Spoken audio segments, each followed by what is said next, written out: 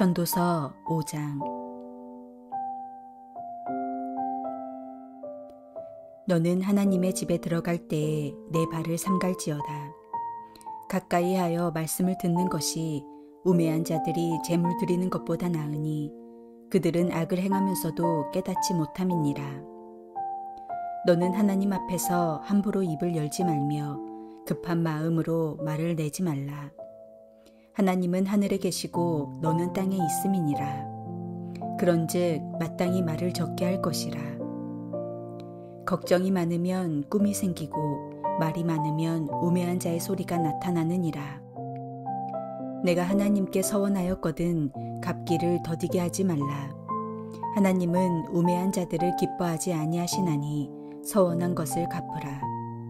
서원하고 갚지 아니하는 것보다 서원하지 아니하는 것이 더 나으니 내 입으로 내 육체가 범죄하게 하지 말라. 사자 앞에서 내가 서원한 것이 실수라고 말하지 말라. 어찌 하나님께서 내 목소리로 말미암아 진노하사 내 손으로 한 것을 멸하시게 하랴. 꿈이 많으면 헛된 일들이 많아지고 말이 많아도 그러하니 오직 너는 하나님을 경외할지니라. 너는 어느 지방에서든지 빈민을 학대하는 것과 정의와 공의를 짓밟는 것을 볼지라도 그것을 이상히 여기지 말라. 높은 자는 더 높은 자가 감찰하고 또 그들보다 더 높은 자들도 있음이니라. 땅의 소산물은 모든 사람을 위하여 있나니 왕도 밭의 소산을 받느니라. 은을 사랑하는 자는 은으로 만족하지 못하고 풍요를 사랑하는 자는 소득으로 만족하지 아니하나니 이것도 헛되도다. 재산이 많아지면 먹는 자들도 많아지나니 그 소유주들은 눈으로 보는 것 외에 무엇이 유익하랴. 노동자는 먹는 것이 많든지 적든지 잠을 달게 자거니와 부자는 그 부요함 때문에 자지 못하느니라. 내가 해 아래에서 큰 패단되는 일이 있는 것을 보았나니 곧 소유주가 재물을 자기에게 해가 되도록 소유하는 것이라. 그 재물이 재난을 당할 때 없어지나니 비록 아들을 낳았으나 그 손에 아무것도 없느니라. 그가 모태에서 벌거벗고 나왔은즉 그가 나온 대로 돌아가고 수고하여 얻은 것을 아무것도 자기 손에 가지고 가지 못하리니 이것도 큰 불행이라. 어떻게 왔든지 그대로 가리니 바람을 잡을 수고가 그에게 무엇이 유익하랴. 일평생을 어두운 데서 먹으며 많은 근심과 질병과 분노가 그에게 있느니라. 사람이 하나님께서 그에게 주신 바 그 일평생에 먹고 마시며 해 아래에서 하는 모든 수고 중에서 낙을 보는 것이 선하고 아름다움을 내가 보았나니 그것이 그의 몫이로다.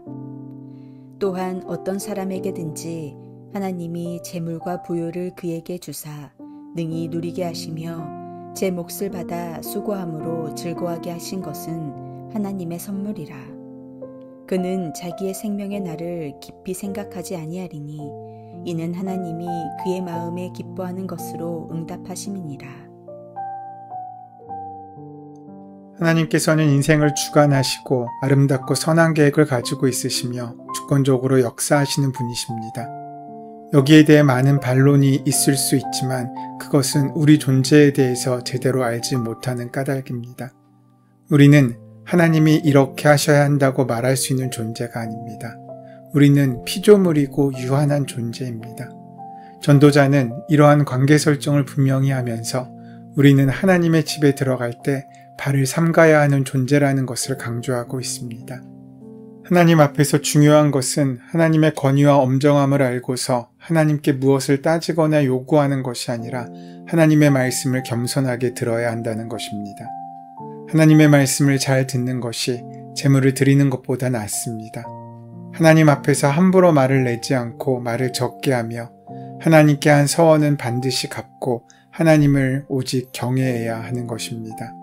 그러므로 하나님을 왕으로 섬기는 성도는 하나님 앞에서 경솔하게 행동해서는 안 됩니다. 하나님을 예배하기 위해 성전에 들어갈 때는 먼저 자신을 겸손히 돌아봐야 합니다. 전도자는 먼저 하나님의 집에 들어갈 때 발걸음을 조심하라고 말합니다. 이 조심이란 한자의 조자는 잡을 조자입니다. 그러니까 그 마음을 든든히 붙잡는 것을 말합니다. 그 마음을 온전히 하나님께만 집중하는 것이 예배자의 마음입니다.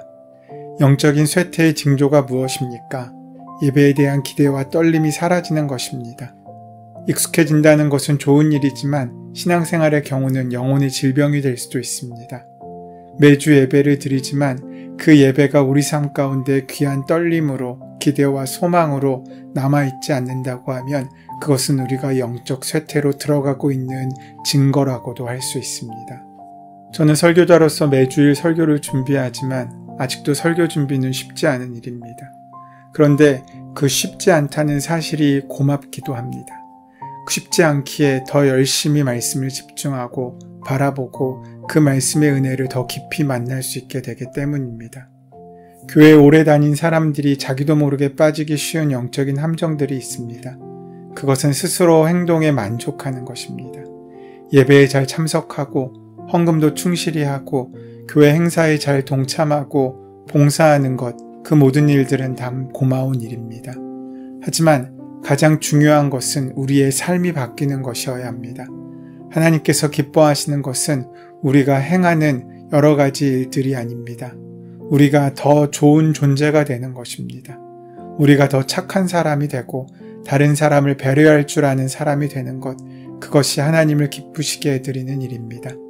1절 말씀에 어리석은 사람은 악한 일을 하면서도 깨닫지 못하고 재물이나 바치면 되는 줄 알지만 그보다는 말씀을 들으러 갈 일이다 라고 말합니다. 바울 사도는 믿음은 들음에서 생기고 들음은 그리스도를 전하는 말씀에서 비롯된다고 로마서 10장 17절에서 말씀했습니다. 또 하나님께서는 우리의 어리석은 선포를 믿는 사람들을 구원하시기를 기뻐하신다라고 고린도전서 1장 21절에서 말씀합니다. 말씀을 듣는다는 것은 일체의 선입견을 버리고 말씀 앞에서 온전히 자신의 마음을 여는 일입니다. 말씀은 때로 달기도 하지만 쓰기도 합니다. 단 말씀은 우리를 내적인 확신의 길로 인도합니다. 하지만 쓴 말씀이 그렇다고 의미 없는 것이 아닙니다. 쓴 말씀은 우리를 새로운 삶으로 인도합니다. 어느 것 하나 버릴 것 없는 소중한 말씀입니다. 말씀을 듣는다는 것은 변화를 향해 내 존재를 연다는 것입니다. 선포되는 말씀을 하나님의 말씀으로 듣는다면 우리는 그 말씀을 듣기 이전의 사람일 수 없습니다. 겸손하지 않은 인간의 여러 모습 중에 대표적인 것이 인간의 서원을 예로 듭니다. 하나님의 말씀을 듣지 않고 자신이 할 수 있는 것, 자신의 약속을 함부로 하나님께 꺼내드는 것입니다. 하나님 앞에서 맹세와 서원은 반드시 갚아야 하는 것이니 서원할 때는 경솔하게 해서는 안 됩니다. 서원은 내 욕망을 채우기 위해 하나님을 매수하는 수단이 될 수 없습니다. 급한 마음으로 말 내는 것은 경솔한 서원을 가리키는 말입니다. 전도자는 그렇게 기도에 대해서도 우리에게 귀한 교훈을 주고 있습니다. 본문 2절에서 하나님 앞에서 말을 꺼낼 때 함부로 입을 열지 말라. 마음을 조급하게 가져서도 안 된다라고 말씀합니다. 예수님께서는 사람들에게 보이려고 하는 기도, 빈말을 되풀이하며 중언부언하는 기도를 삼가하라고 말씀하셨습니다. 전도서의 가르침도 같은 내용입니다. 하지만 여기서 우리가 주목해야 할 단어는 함부로와 조급하게라는 단어입니다. 이 두 단어를 달리 표현하자면 생각 없이가 될 것입니다. 진정이 담겨있는 어눌한 기도도 좋은 기도입니다. 진심이 담겨있다면 비록 말이 누추하고 어눌해 보여도 그 기도는 하나님께서 받으시고 기뻐하실 것입니다. 하지만 겉멋을 부리거나 누군가를 가르치려고 하는 기도 혹은 하나님께 드리는 기도가 아니라 사람들에게 보이려고 하는 기도는 참된 기도일 수 없습니다. 우리는 어른 앞에서 말씀을 드리게 되면 단어 하나라도 조심스럽게 선택합니다. 하물며 하나님께 기도할 때 더 그래야 되지 않겠습니까? 전도자는 하나님은 하늘에 계시고 너는 땅 위에 있다고 말합니다. 이 말은 다양한 의미를 거느리고 있겠지만 하나님과 우리의 차이를 잊지 말라는 말인 동시에 하나님께서는 이미 우리의 사정을 다 알고 계시다는 뜻이기도 할 것입니다. 말의 많고 적음의 문제가 아닙니다. 문제는 하나님의 마음과 우리의 마음이 서로 통하는가입니다. 기도는 나의 RM과 하나님께서 들으시는 것이 함께 담겨 있습니다. 내 사정으로 하나님께 아뢰는 것도 기도이지만 하나님의 뜻에 귀를 기울이는 것도 기도입니다. 흔히 기도를 영혼의 호흡이라고 하지 않습니까? 호흡은 들숨과 날숨으로 구성되어 있습니다. 날숨이 없는 들숨이 없고 들숨이 없는 날숨도 없습니다. 이 두 가지가 함께 있어야 온전히 우리는 살아갈 수 있습니다. 우리의 인생의 기도도 마찬가지입니다. 하나님께 구하는 기도도 필요하지만 하나님께서 하시는 말씀을 온전히 들을 수 있는 기도도 필요합니다. 왜 그렇습니까? 하나님께서는 내 생각보다 훨씬 위대하시고 크신 분이시고 나를 위한 가장 좋은 것을 이미 알고 있으시기 때문입니다. 그럼 하나님 앞에 내 욕망의 고집만을 내어놓는 것은 어리석은 일이라는 것입니다. 참된 경건은 하나님의 선하심을 믿지 못하게 만드는 모든 인생의 부조리함들 속에서도 하나님께 불평과 원망을 쏟아내지 않는 것입니다. 하나님의 하나님 되심을 끝까지 인정하는 것입니다. 모든 꿈과 비전의 목적은 오직 하나님께 영광을 돌리는 것이 되어야 합니다. 하나님 없이 꾸는 꿈은 헛되고 분주할 나름입니다. 말이 많은 것은 헛되며 무절제한 언어 습관은 자신의 허물을 드러냅니다. 많은 꿈과 말에 얽혀 분주하기보다 단순하고 진실하게 하나님을 경외하며 살아야 합니다. 세상에는 불의한 일들이 항상 일어납니다. 만약 어느 지역에서 가난한 자들을 학대하고 정의와 공의를 행하지 않는 모습을 보게 된다 해도 놀라거나 당황할 필요가 없습니다. 타락한 세상의 본질은 불의와 불공평이기 때문입니다. 하지만 학대하는 자들 위에는 그들보다 더 높은 하나님이 계십니다.